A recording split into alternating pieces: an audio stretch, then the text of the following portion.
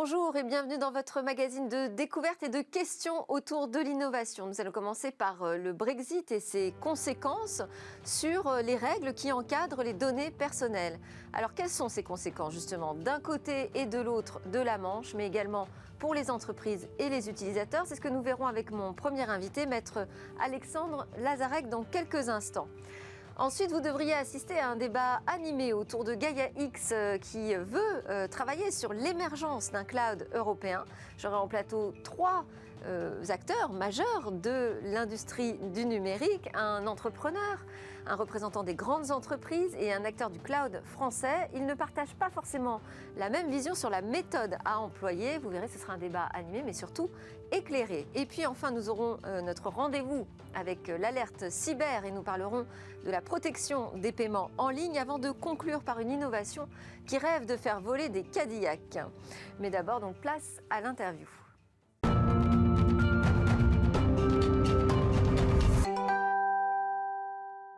Brexit, quelles sont les conséquences sur les données personnelles? C'est ce que nous voyons tout de suite avec Alexandre Lazarek. Bonjour. Bonjour. Vous êtes avocat spécialisé dans le droit du numérique et là, donc, depuis le 24 décembre dernier, un accord a été conclu entre l'Union européenne et le Royaume-Uni qui organise le départ des Anglais des États membres de l'Europe. Le droit des données personnelles est-il abordé dans cet accord? Absolument. Déjà, dès 2019, lorsque les Européens ont pris acte de la séparation, il y avait déjà un texte qui a été pris pour organiser les modalités de la séparation. Et puis, le 24 décembre dernier, il a été conclu un accord, cette fois commercial, pour envisager les relations qui allaient être entretenues entre les deux entités, qui ne pouvaient être que proches, compte tenu de la proximité géographique, mais aussi les relations étroites sur le plan économique, et qui envisagent l'avenir des champs de compétences qui étaient jadis unifiés, notamment en ce qui concerne les données personnelles. Alors, qu'est-ce qu'il est dit dans ce texte sur les données personnelles? Eh bien, il a été décidé d'abord que, dans un premier temps, c'est-à-dire 4 mois à compter du 24 décembre, et puis on fera un point dans 4 mois qui pourra être renouvelé encore 2 mois, il a été convenu que les textes européens continueront de s'appliquer et entretiendront les relations entre les deux entités. Texte européen, c'est-à-dire que le RGPD continue de s'appliquer au Royaume-Uni? Voilà, absolument. La législation communautaire qui régit le droit des données personnelles continuera de s'appliquer pour les entreprises européennes qui transmettent des données personnelles aux entreprises anglaises ou du Royaume-Uni. Maître Lazarek, peut-être qu'on peut rappeler quand même quelles sont ces obligations autour du RGPD. Absolument, c'est un texte qui a été pris en 2016, qui est en application en Europe sur tout le territoire de l'Union européenne et y compris jusqu'à présent au Royaume-Uni depuis mai 2018 et qui impose aux entreprises qui collectent des données, qui les recueillent, qui les travaillent, qui les traitent, qui les croisent pour faire du marketing ciblé, pour proposer des produits, des services, pour tout simplement recenser leurs clients ou leurs prospects, mais aussi leurs fournisseurs et leurs sous-traitants, un certain nombre d'obligations. Ils doivent d'abord les informer précisément des données qu'ils collectent. Chacun d'entre nous doit savoir parfaitement ce qu'on fait de nos données. Il y a un certain nombre de limites. On ne peut pas collecter des données envers et contre tout. Elles doivent respecter le principe de la proportionnalité. Il faut que ça soit en rapport avec l'objectif de la collecte. C'est donc tout un tas d'obligations extrêmement rigoureuses qui sont sévèrement sanctionnées et que prévoit ce texte européen. Et alors après cette période de transition, on irait vers quoi selon vous? Est-ce qu'il y aura un assouplissement des règles du côté du Royaume-Uni par exemple? Alors, c'est là un des sujets tout à fait crucial pour l'avenir, en ce sens que Boris Johnson, le Premier ministre anglais, a expliqué qu'il avait la volonté, concernant le droit des données personnelles, d'assouplir un texte qu'il considérait comme particulièrement rigoureux et peut-être constituer une entrave pour l'économie britannique. Il avait la volonté, donc, par exemple, de distinguer entre les petites et les grandes entreprises, ce que ne fait pas le RGPD aujourd'hui. Il a considéré que les obligations de ce texte communautaire étaient peut-être trop compliquées pour faire des affaires avec l'ensemble des autres entreprises dans le monde, alors même que les données personnelles est l'or noir du XXIe siècle et un moteur de croissance tout à fait essentiel. Ceci étant dit, pour pouvoir continuer à travailler avec l'Union européenne de la même manière, il faudrait, et c'est l'idéal, en tout cas c'est aussi un peu paradoxalement ce qu'ils ont indiqué, qu'ils recherchaient un accord avec la Commission européenne pour faire un texte qui reprend trait pour trait les obligations du RGPD. Qu'est-ce que ça engagerait comme modification? Alors, je disais qu'on allait voir ce que ça change du côté des entreprises, mais aussi des particuliers, globalement sur cette protection des données personnelles. Eh bien, Est-ce que nous, qui restons du côté de l'Union européenne, on serait pénalisés par des entreprises qui ont par exemple des sièges sociaux au Royaume-Uni? c'est tout à fait possible, en ce sens qu'à partir, dans 6 mois, dans 4 ou 6 mois, quoi qu'il arrive, si l'Angleterre ne parvient pas à trouver un accord général avec la Commission européenne, eh bien, ça sera le droit anglais qui s'applique. Mais ce droit anglais, s'il est assoupli par Boris Johnson, Oui. eh bien, les données personnelles qui vont être transférées au Royaume-Uni et qui représentent des millions de données personnelles, on estime à peu près à 43 milliards d'euros, si on devait économiquement le chiffrer, les relations du numérique, de l'économie numérique entre l'Union européenne et le Royaume-Uni. Parce qu'il y a beaucoup d'entreprises, de grandes entreprises qui ont un siège social au Royaume-Uni. Voilà, Évidemment. absolument. 43% des entreprises du numérique qui sont dans les relations entre le Royaume-Uni et l'Union européenne, eh bien, ont un siège social sur le territoire du Royaume-Uni.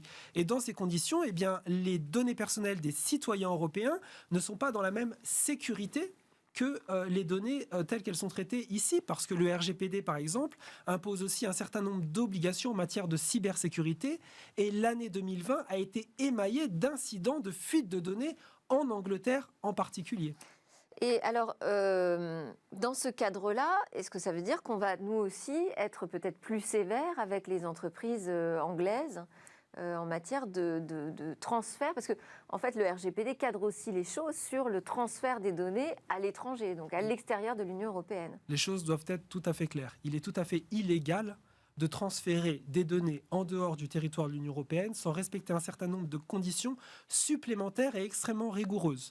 Il faut conclure entre les entreprises de l'Union européenne et les entreprises du Royaume-Uni des contrats cadres particulièrement rigoureux qui imposent à chacune des entreprises anglaises qui recevraient des données personnelles issues de l'Union européenne eh bien, de respecter les règles du RGPD. Donc il y a des nouveaux contrats à conclure et les multinationales qui transfèrent des données du territoire de l'Union européenne au Royaume-Uni parce que le siège social serait au Royaume-Uni doivent mettre en place un accord cadre au sein de la multinationale qui les oblige à respecter un certain nombre d'obligations. Si elles ne le font Donc pas, RGPD ne suffit plus dans ce cas-là. ne suffit pas tel qu'il est aujourd'hui. Il faut respecter des règles qu'on appelle de transferts internationaux. Ce sont des contrats supplémentaires à mettre en place. S'ils ne le font pas, ils pourraient être sévèrement sanctionnés. Les entreprises du territoire de l'Union européenne qui transfèrent les données, comme les entreprises anglaises qui ne respecteraient pas ces règles et qui seraient assujetties à des sanctions des autorités de l'Union européenne. Et ce n'était pas déjà le cas? Ces grandes entreprises n'avaient pas déjà des accords cadres qui existaient? Très peu, puisqu'elles Oui. étaient assujetties ou Elles soumises au considéraient que ce n'était pas RGPD. nécessaire. Le transfert pouvait se faire sans ces accords cadres. Désormais, il va falloir les mettre en place. Et c'est extrêmement long parce que c'est une négociation qui se fait avec les autorités de régulation sur le territoire de l'Union européenne. Pour mettre en place ces accords cadres, il faut environ 1 an.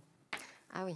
Et pour les utilisateurs, est-ce qu'il y a aussi des précautions à prendre? Tout à fait, ils doivent s'assurer d'abord que les informations qui leur sont transmises au regard des données qu'on recueille les concernant, du traitement qu'on en fait, des transferts qui sont effectués à cet égard, des croisements qui sont faits, de l'objectif qui est fait de leur recueil, ils doivent être tout à fait informés dans la plus grande transparence, avec un langage simple, avec un langage clair, ce sont les termes du RGPD, et ça concerne aussi ces entreprises du Royaume-Uni.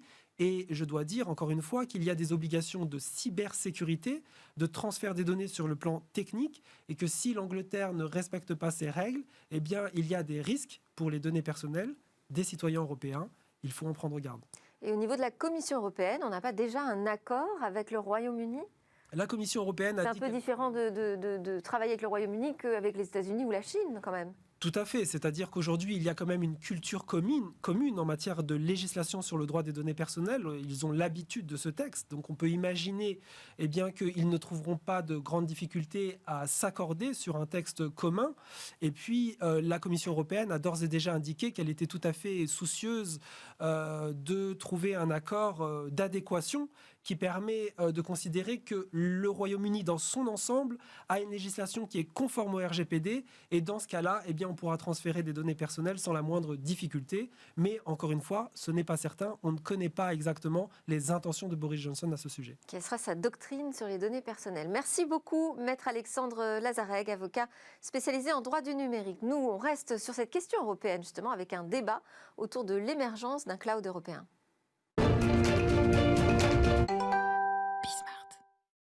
Gaia-X, débat autour de ce cloud souverain. Alors souverain ou de confiance, je ne sais pas trop comment on dit. On verra ça justement en plateau avec 3 Français très impliqués sur le sujet. On a un fournisseur de cloud avec nous, un représentant des grandes entreprises et un entrepreneur. 3 Français, 3 visions différentes peut-être aussi de Gaia-X. Henri Dagrin, délégué général du SIGREF, l'Association des grandes entreprises et administrations publiques françaises, qui travaille pour réussir un numérique durable, responsable et de confiance au service de la compétitivité et de la performance de ses membres. Yann Lechel, entrepreneur, fervent partisan de l'écosystème tech français. On vous doit notamment France Digital ou encore le Hub AI Paris. Et vous avez pris récemment, presque un an maintenant, la direction générale de Scaleway, qui est un fournisseur français d'infrastructures et de services cloud, que l'on doit à Xavier Niel et qui reste une filiale du groupe Iliad. Également avec nous en visio, Tariq Krim, un des entrepreneurs français emblématiques du web. Il est notamment le fondateur de NetVibes ou encore de Jolly Cloud et à la tête actuellement de Polite, une plateforme qui veut permettre aux utilisateurs de reprendre le contrôle de leur vie numérique. Voilà, 3 personnes vraiment engagées sur le sujet. On va commencer ensemble, Henri Dagrin, parce que je sais que le SIGREF organise une conférence du French Gaia-X Hub vendredi. Alors, qu'est-ce que c'est d'abord, pour résumer, ce Gaia-X? Alors Gaia-X, pour expliquer très rapidement ce que c'est, d'abord ce n'est pas un cloud provider, ce n'est pas un fournisseur de services cloud, ce n'est même pas un broker de services cloud.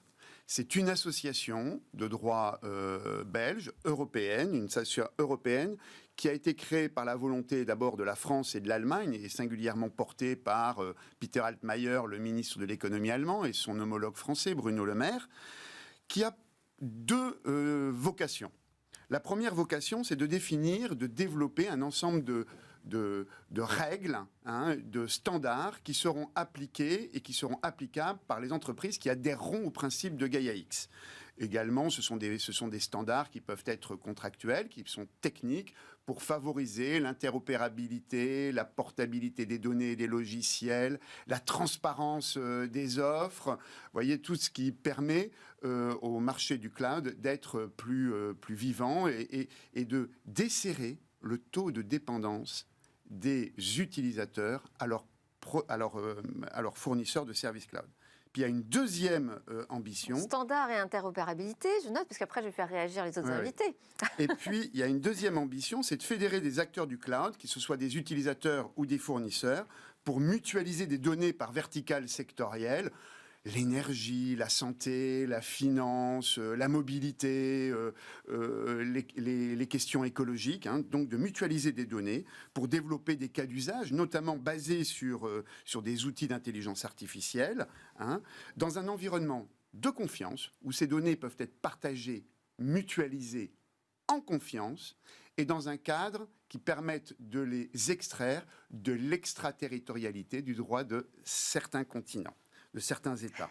Voilà, et techniquement cohérent entre eux, pour des enjeux de protection du patrimoine informationnel sensible des entreprises et des administrations publiques, puisqu'elles-mêmes peuvent participer à Gaia-X. Alors, on précise que cette association est encore en cours de formalisation. On est au tout début de l'histoire. Yann Lechel, donc on a là Gaia-X qui est là pour instaurer un standard technique de l'interopérabilité entre les acteurs. Vous n'avez pas du tout prononcé le mot de dépendance vis-à-vis des GAFAM encore. Tout à fait, parce que c'est pas sa vocation à Gaia-X. C'est pas sa vocation, et Henri a très bien résumé ce qu'était Gaia-X. Il faut aussi préciser et repréciser ce que Gaia-X n'est pas. Gaia-X n'est pas un fournisseur cloud. Ça veut donc dire que sous sa forme finale, qui arrivera dans quelques temps, parce que c'est un travail collectif, Gaia-X sera plutôt une interface ou plutôt un meta-cloud. C'est-à-dire que les fournisseurs cloud, dont Scaleway, dont les GAFAM, vont devoir s'inscrire dans ces protocoles pour pouvoir offrir une espèce de plateau commun pour les consommateurs de ces clouds. Donc l'objectif de GaiaX n'est pas de proposer un cloud souverain, mais plutôt d'organiser les règles du jeu au travers d'acteurs qui sont, d'un point de vue de sa gouvernance, européens, français et allemands pour commencer, allemands et français pour commencer dans cet ordre d'ailleurs. Et donc il y a 11 membres fondateurs français, 11 membres fondateurs allemands. Scaleway fait partie des membres fondateurs et on ne pouvait pas ne pas y être. La réalité, c'est que les GAFAM aussi souhaitaient y être. Mais ils ne sont pas invités dans la gouvernance. Ils sont invités dans des travaux qui les concernent parce qu'ils vont devoir adhérer. Oui, alors c'est ça, parce que bon, on peut très bien comprendre qu'effectivement l'industrie ait besoin de se structurer autour d'une gouvernance spécifique européenne. On ne peut pas faire comme si la question de la souveraineté, de la dépendance importante au cloud américain et chinois n'existait pas. Donc GaiaX s'inscrit quand même dans ce contexte aussi géopolitique. Donc on va donner la parole à l'entrepreneur, défenseur du génie logiciel français, Tariq Krim. Bonjour. Bonjour. Est-ce bien raisonnable, Tariq, de faire rentrer les GAFAM dans cette volonté de créer un écosystème cloud européen ? Je crois que c'est véritablement la question. Il faut se poser cette question, sachant qu'on estime que le marché du cloud en 2021 sera de 305 milliards. Une grande partie de ce business existera en Europe.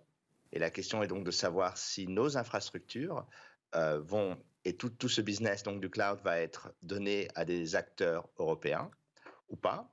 Mais la deuxième question sous-jacente, évidemment, c'est de savoir si nos infrastructures vitales, tout ce qui est important, que ce soit les données de santé qui vont probablement être mises sur le Health Data Hub hébergé par Microsoft, la BPI, avec Amazon, Renault avec Airbus ou même Sanofi avec Google. Donc une des questions qu'on se pose, c'est a-t-on véritablement dans l'avenir de la productivité et de la souveraineté dans un monde où nous ne contrôlons pas et ne maîtrisons pas l'infrastructure du cloud ?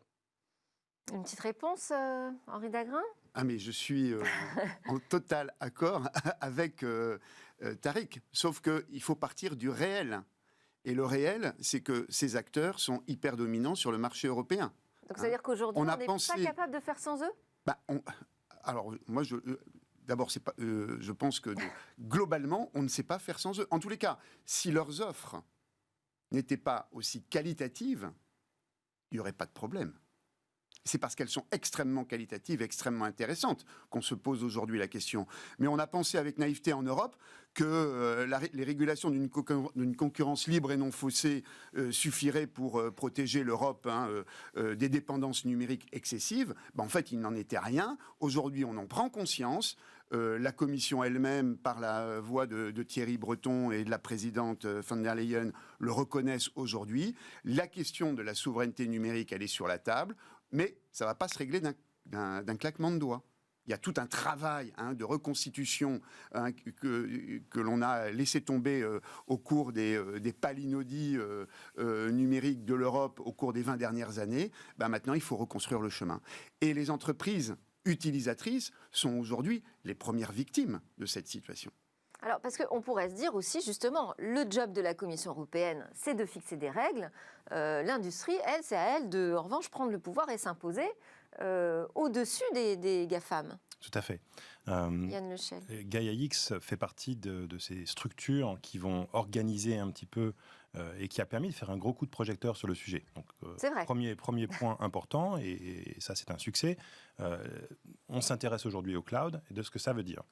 En revanche, je suis en parfait désaccord avec la première partie, c'est-à-dire que nous avons aujourd'hui en Europe, et notamment en France, il faut citer que parmi les 22 membres fondateurs, il y a Scaleway, OVH et Outscale, qui sont 3 fournisseurs cloud français, parmi les 22 membres, et probablement les seuls pertinents européens à ce niveau d'échelle. Et donc, ces acteurs-là, les 3, fournissent l'essentiel majorité des fonctionnalités nécessaires pour déployer sur le cloud aujourd'hui.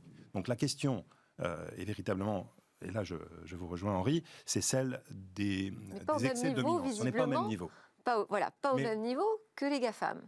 Pas au même niveau de taille, mais au niveau fonctionnalité, on répond à l'essentiel des besoins, mais ça c'est plutôt récent, c'est-à-dire qu'il faut basculer maintenant dans un état d'esprit qui considère que nous avons atteint un plateau de maturité où nous sommes capables, nous, fournisseurs cloud européens, de fournir une commodité qui s'approche à 90% de ce que font les Américains. Depuis combien de temps alors on a basculé? Quelques années. Quand même quelques années. Bon, Tariq Krim voulait réagir.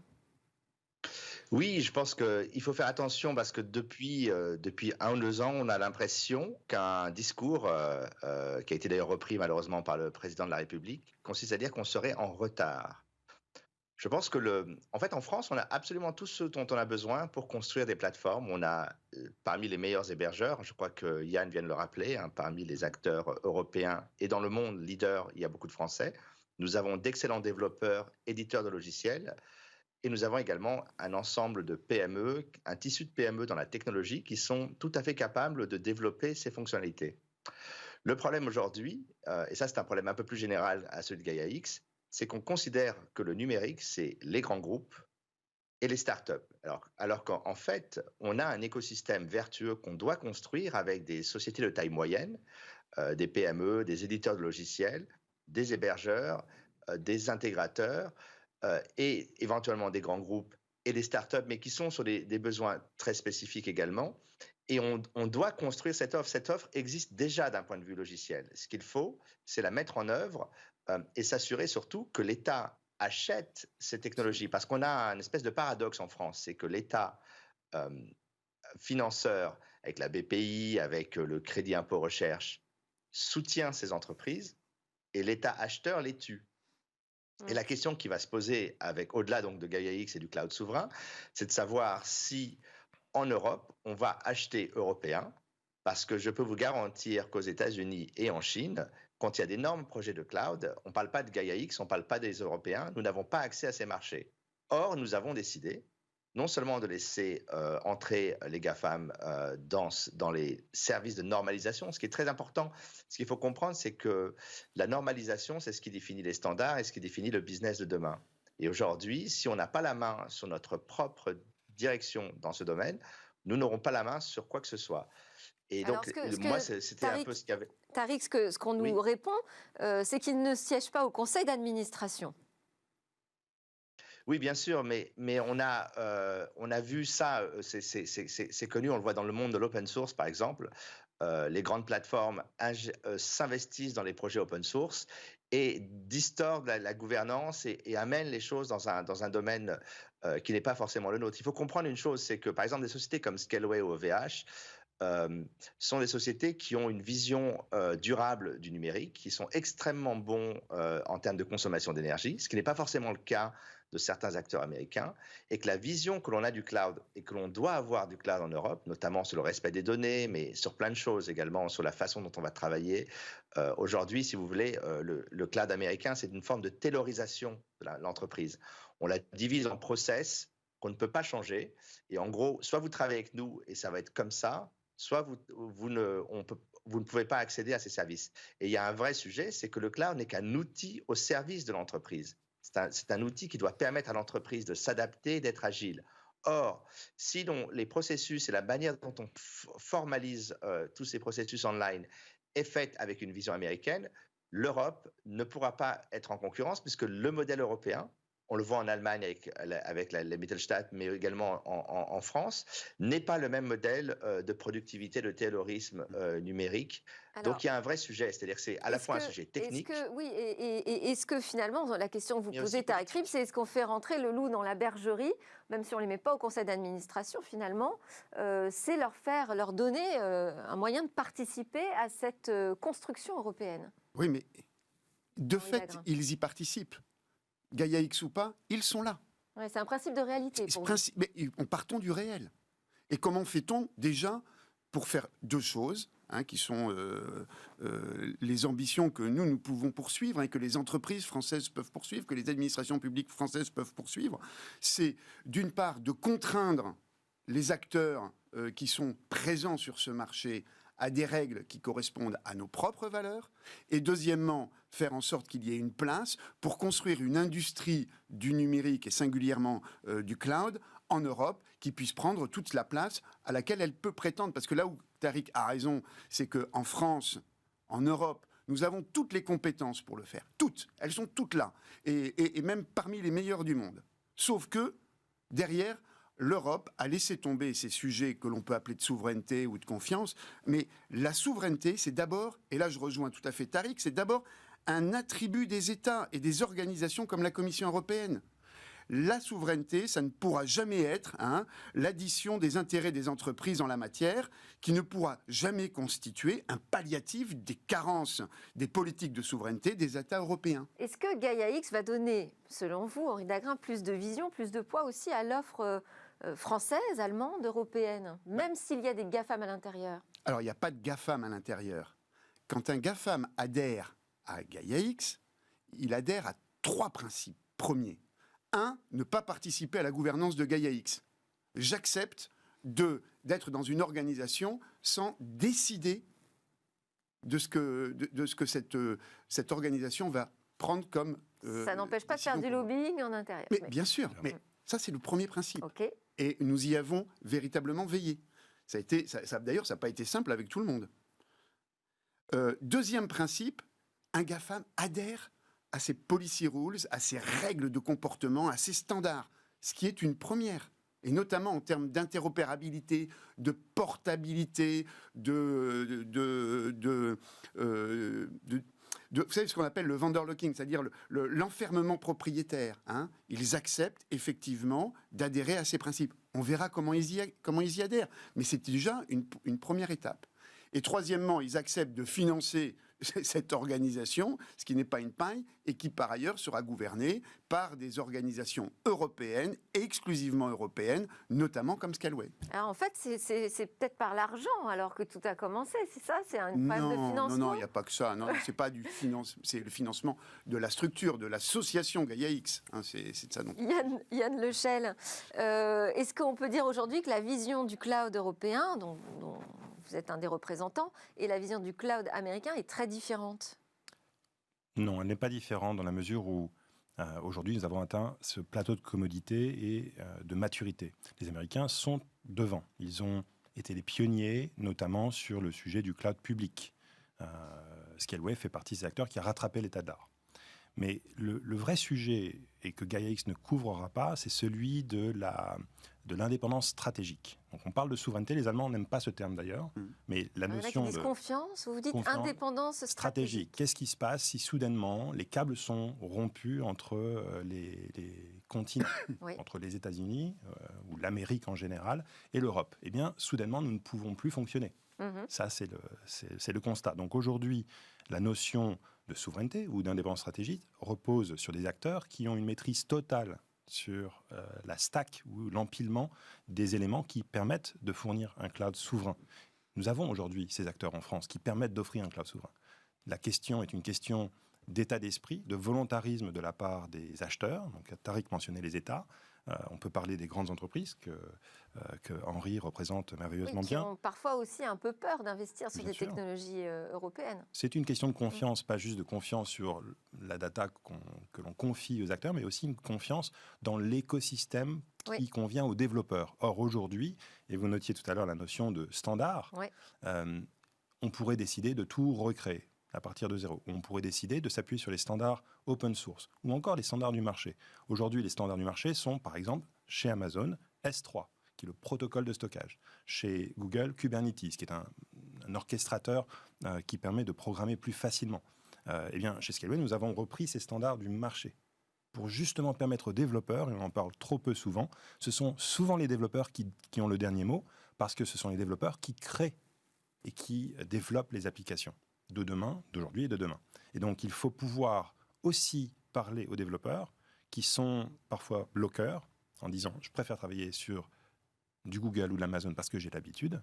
Or, on doit opérer ce changement de mentalité qui vient d'en haut, d'une part, et qui vient d'en bas.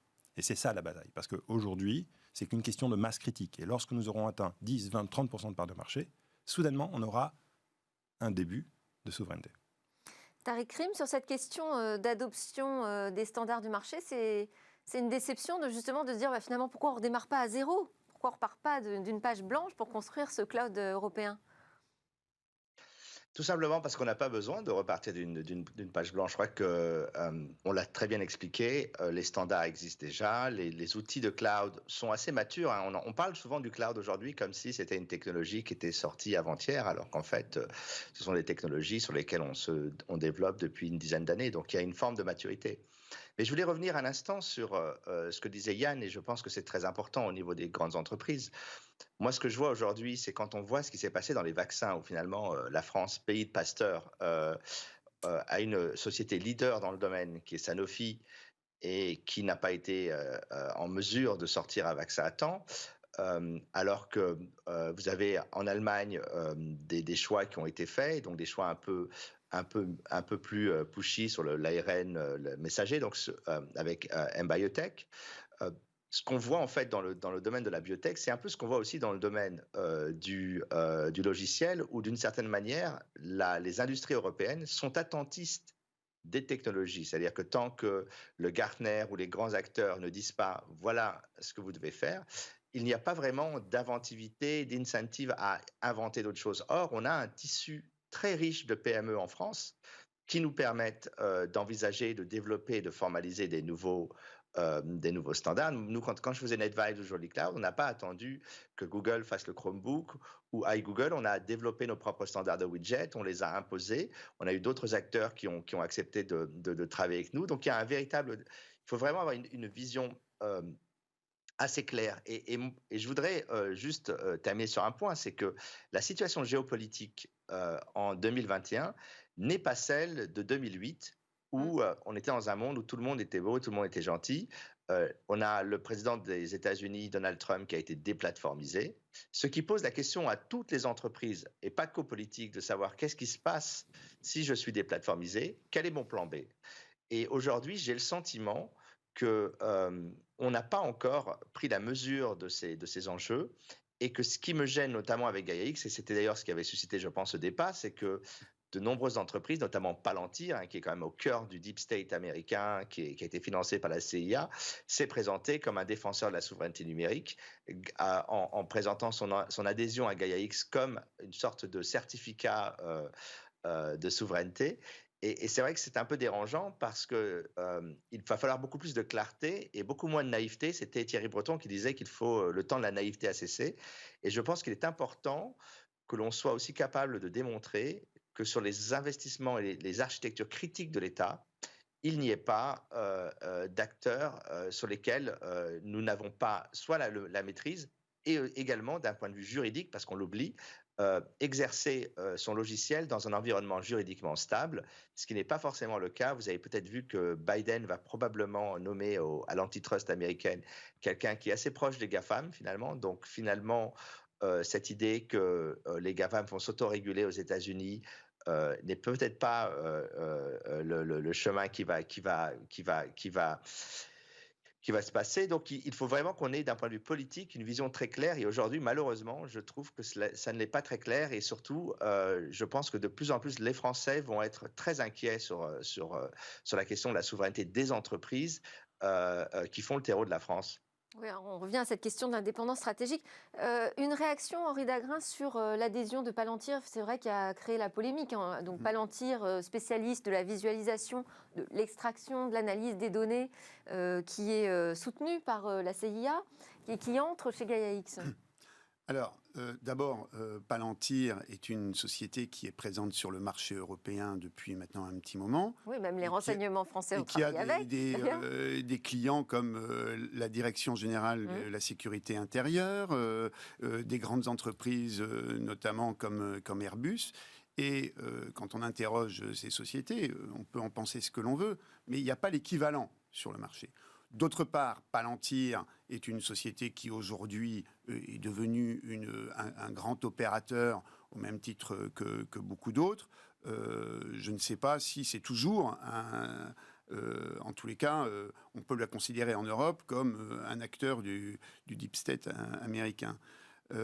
Mais enfin, troisième chose, quand Palantir dit j'ai adhéré à GaiaX, c'est essentiellement faux, puisque GaiaX, l'association GaiaX et son board est souverain en termes d'adhésion. Il ne s'est pas encore prononcé. C'est juste que ça fait partie des applications qui seront proposées dans l'annuaire. Palantir, aujourd'hui, n'est pas un membre de Gaia-X et il appartient au board de Gaia-X d'en décider et de décider des conditions de l'adhésion de cette société à l'association Gaia-X. Et Yann Lechel fera, j'imagine, tout ce qu'il faut avec ses collègues du board pour revenir sur ce sujet. Mais ça nous interroge également, effectivement, quand on voit une société comme Palantir, sur ce qu'est la souveraineté numérique. Il ne faut jamais oublier que la souveraineté, la notion de souveraineté, c'est un attribut des États. Pour les entreprises, c'est 3 choses, la souveraineté numérique. C'est d'abord la protection des entreprises, notamment vis-à-vis des dépendances qui pourraient être beaucoup trop importantes par rapport à des acteurs extra-nationaux ou extra-européens, si on se place à l'échelle de l'Europe, qui est, je crois, la bonne maille pour voir ce chose. La deuxième chose, et ça, les entreprises travaillent à leur taux de dépendance et à leur réduire ce taux de dépendance. La deuxième chose, c'est la prévention des risques géopolitiques. Et là, quand on voit, par exemple, le Huawei ban décrété par les États-Unis, qu'est-ce que ça veut dire demain un cloud ban des entreprises européennes, voire la menace qui serait agitée par les États-Unis? Qu'est-ce qui se passe? Très grave. Puis la troisième chose, pour restaurer sa souveraineté numérique et technologique, c'est le développement de l'industrie numérique nationale et européenne. Et là, il n'y a pas de débat. Ce sont les États qui doivent être les leaders, qui doivent impulser cette démarche, qui doivent devenir des clients, et des clients exigeants de l'écosystème numérique et technologique national et européen. Si les États ne le font pas, il ne faut pas attendre que ce soit les entreprises privées derrière qui le fassent. Pourquoi pas? Mais parce que ce n'est pas la juxtaposition, ce n'est pas la juxtaposition des intérêts des entreprises qui va faire une politique globale de souveraineté. C'est pas comme ça que ça se passe. Le tout doit être supérieur à la somme de ses parties. Je vais donner le mot de la fin à Yann Lechel. Alors, on a aujourd'hui, on dit 85% des applications qui sont européennes, proposées dans Gaia-X, qui est en train de devenir Gaia-X. On aurait pu faire sans, finalement, peut-être, non? Sans les GAFAM, sans des acteurs extraterritoriaux à l'Union européenne?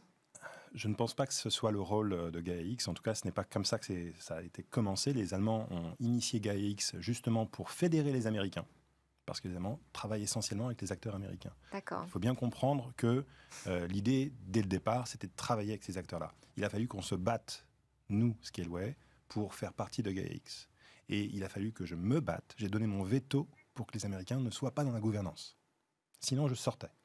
Il y a des choses qu'on va pouvoir faire, d'autres qu'on ne va pas pouvoir faire. La bonne nouvelle, c'est que la Commission européenne va travailler séparément sur les sujets qui concernent la garantie de ne pas être sous l'emprise des lois extraterritoriales. Donc Gaia-X va pouvoir organiser un certain nombre de choses, notamment travailler avec les acteurs pour définir les règles du jeu pour la réversibilité, la transparence de l'accès à la donnée, etc. Ça, c'est une première chose. Mais la Commission européenne va travailler sur les aspects qui sont binaires. C'est-à-dire, comment est-ce qu'on travaille avec un acteur qui est réellement identifié comme étant un acteur local, c'est-à-dire dont le siège social est défini par un encadrement juridique qui est contrôlé par la Fédération européenne. Bon, je suis obligée de couper là ce débat. De toute façon, il n'est pas terminé. Tout ce chantier est en cours de construction. On est en train de construire cet écosystème cloud européen avec certains compromis parfois qu'il faut faire. Merci Tariq Krim de Polite One, Henri Dagrin du SIGREF et Yann Lechel de Scaleway. Juste après la pause, on retrouve l'alerte cyber.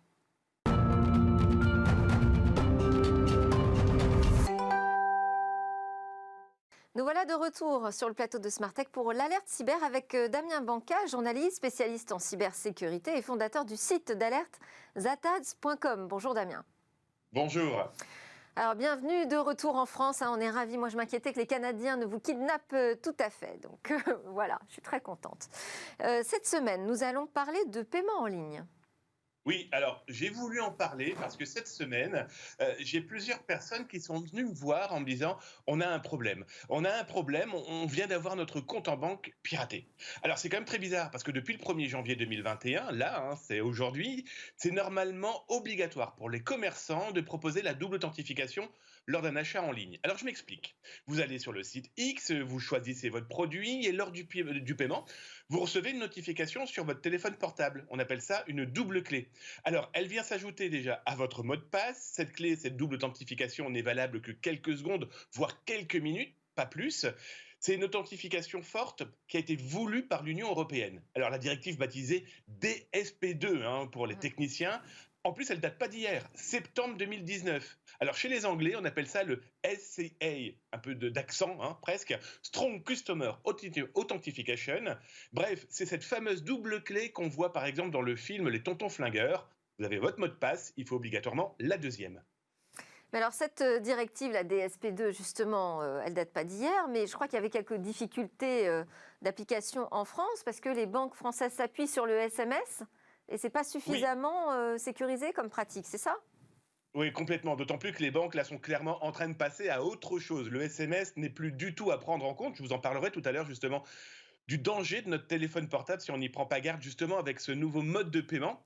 Alors, pas de doute, ça sécurise. Alors, d'abord, ça sécurise les banques. Aujourd'hui, la banque, si jamais vous faites piéger par un phishing, le fameux hameçonnage, va vous dire « Oh là là, moi, je vous rembourse plus. Vous avez votre mot de passe, vous avez la double authentification, vous avez les explications. Maintenant, c'est fini, on vous rembourse plus. » Bon, je vais être très honnête avec vous, en prenant un avocat, ça peut aider beaucoup plus rapidement. Toujours est-il que cette sécurisation, c'est aussi, vous l'aurez bien compris, pour l'acheteur, le client. Parce que du coup, cette double authentification va lui permettre de se rassurer qu'un pirate ne passe pas derrière lui. Donc du coup, mot de passe, double authentification. Sauf que il y a encore des boutiques qui n'utilisent pas cette technique, qui utilisent aussi encore le SMS. Et pourquoi je vous ai expliqué qu'il faut faire très attention, c'est qu'on a eu des cas de piratage de compte en banque. Pourquoi ? Parce que le téléphone, la puce du téléphone avait été clonée.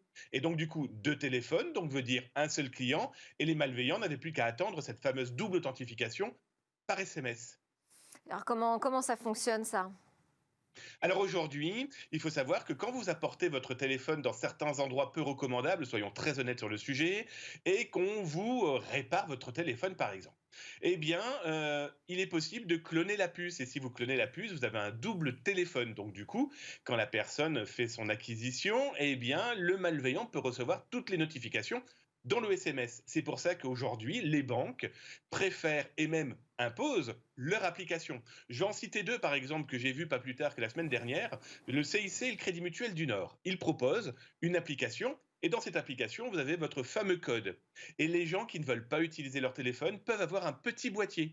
Alors ça coûte une trentaine d'euros, mais le petit boîtier va vous générer jusqu'à 6 chiffres qui permettent donc d'avoir cette double authentification. Important, parce que les pirates ont commencé déjà à réfléchir largement à cette nouvelle technologie de cybersécurité avec des phishing que moi j'appellerais en temps réel. Ah, vous recevez ce courriel, ce fameux hameçonnage, dans lequel on vous demande votre nom, votre prénom, votre adresse, votre mot de passe. Et une petite fenêtre va s'ouvrir quelques secondes plus tard en vous disant « Ah oui, renvoyez-nous aussi le code que vous venez de recevoir par téléphone. » Vous l'aurez compris, en temps réel, les pirates sont en train de jouer avec l'intégralité de vos informations. Alors quand même, cette double authentification, elle renforce la sécurité. Ça veut dire que les pirates pourront plus s'attaquer à notre porte-monnaie. Soyons très clairs, la double authentification, c'est indispensable. Pourquoi ? Parce que cette fameuse double clé, même si le pirate a eu la main sur votre mot de passe, je ne sais pas, Delphine à 2, 3, 4, 5 par exemple, eh bien, sans cette double authentification, ils ne pourront pas rentrer chez vous. Et ne cherchez pas Delphine à 2, 3, 4, 5, c'est pas celui-là. Merci beaucoup Damien Bancal, fondateur de Zataz.com.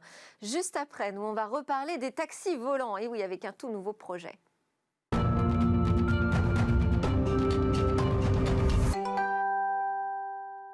Et demain, verra-t-on des Cadillacs volés ? C'est la question que j'ai envie de vous poser, Cécilia Sévry. Bonjour. Bonjour Delphine. On a fini la semaine dernière, on l'a bouclé ce tour du CES, mais pas encore celui des innovations qui étaient présentes. Et c'est l'un des projets très ambitieux dans l'automobile qui a retenu votre attention pour votre chronique aujourd'hui. Oui, ça y est, General Motors a rejoint la course aux voitures volantes en dévoilant son nouveau projet au CES, à savoir un taxi aérien autonome et électrique. Ce taxi volant, il dépendra de la marque haut de gamme Cadillac, vous l'avez dit. Il pourra transporter un seul passager à la fois, vous le voyez sur les images. Le décollage et l'atterrissage se feront à la verticale, comme c'est le cas dans la plupart des objets volants aujourd'hui, des taxis volants, des voitures volantes. Le véhicule autonome, il sera propulsé par 8 rotors, alimentés par une batterie Ultrium créée par General Motors. Alors si ce véhicule sera autonome, eh bien c'est aussi parce qu'il sera très compliqué de conduire ce véhicule au cœur d'une ville, c'est-à-dire qu'il faudrait une exigence de savoir-faire de conduite qui serait absolument pas accessible à tout le monde. C'est aussi pour ça que ce sera plus haut, parce que savoir conduire au milieu des villes comme ça, en milieu urbain, c'est très compliqué. Donc on a choisi la solution autonome, c'est plus sûr. Et puis cet aéronef, il pourra voyager du toit d'un immeuble à un autre toit d'immeuble à une vitesse de 90 km/h. Et alors pourquoi toujours ces taxis drones décollent des toits des immeubles? Ben ça, c'est pour la sécurité. Parce que voler en basse altitude, a priori en France, ce ne sera pas possible par la réglementation. Parce qu'il y a un vrai risque, si l'atterrissage est raté, s'il y a un problème de manœuvre, que l'objet tombe sur un passant. Et puis il y a aussi les pales qui seraient bien trop dangereuses pour les passants. En France, la réglementation autour de ces aéronefs est un enjeu européen. Il faut le savoir, c'est l'Agence européenne de la sécurité aérienne qui prépare une réglementation qui soit à la fois souple pour laisser la place à l'innovation, mais qui assure quand même la sécurité des usagers en milieu urbain. On parle de Cadillac, mais dans ce CES, on a eu d'autres projets de taxis volants qui ont été montrés. Oui, il y a eu aussi celui de la société Archer, société qui vient de nouer un partenariat avec Fiat Chrysler. Le design d'ailleurs de cet appareil que vous allez voir à l'image a été conçu, le design du cockpit, par Fiat Chrysler. Il est électrique cet aéronef, il a toujours un décollage en vertical et un atterrissage en vertical, et il aura une autonomie, lui, de presque 100 km. Mais surtout, il sera beaucoup plus rapide que le taxi volant General Motors, parce qu'il pourra atteindre 241 km/h. C'est énorme. Pour un objet volant, ce partenariat, il va permettre d'accélérer l'industrialisation de ce produit. Archer espère bénéficier, bien sûr, de la chaîne de production d'FCA pour produire un aéronef à prix compétitif, parce que l'idée, c'est quand même de servir le service urbain des villes, et donc il faudra même que ce soit abordable. Et on ne va pas tout de suite les voir voler, ces taxis. Je sais qu'au CES l'année dernière, on avait vu un Uber avec Hyundai, grandeur réelle. Enfin, on s'était dit, ça y est, ça va démarrer en 2023. Entre-temps, Uber a revendu ses activités. Bon. En décembre, effectivement. Mais le prochain qu'on va voir voler, c'est Airbus. Parce que Airbus est quand même bien plus avancé. Et en 2024, pour les JO, on devrait voir voler Airbus. Parce que vous allez le voir sur les images. Airbus a fait un test l'année dernière. On l'a vu voler réellement pour la première fois son aéronef. Alors, il s'agit d'un drone ici, qui est multirotor, c'est-à-dire à plusieurs hélices. Et lui, il est encore une fois 100% électrique. Merci beaucoup, Cécilia Sévry. Je rappelle que vous allez présenter le Lab Startup tout de suite après. On change de plateau et on se retrouve.